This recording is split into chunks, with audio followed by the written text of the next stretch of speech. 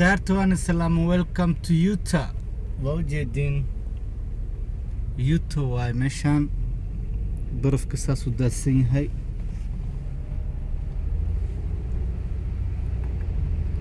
So أنا حال marka shaqada ka imaanay it was like hal xabo baraf dhulka ma yaalin.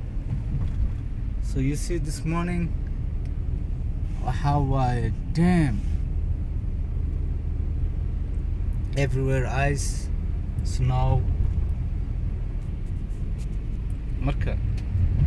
dhulkeeni hooyo dhibkaas ma ku qabnay iyo barafkaas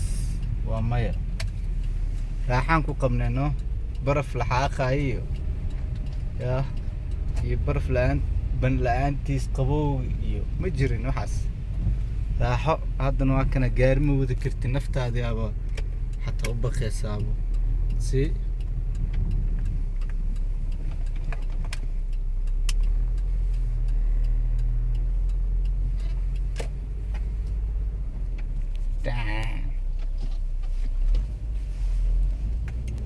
so waa ujeediino marka guys aniga waxaan la dhihi lahaa marka hore inta imaan ka fikir dhulkaa hooyo haddaa ka shaqaysid maxaa is arkaysin ii sheeg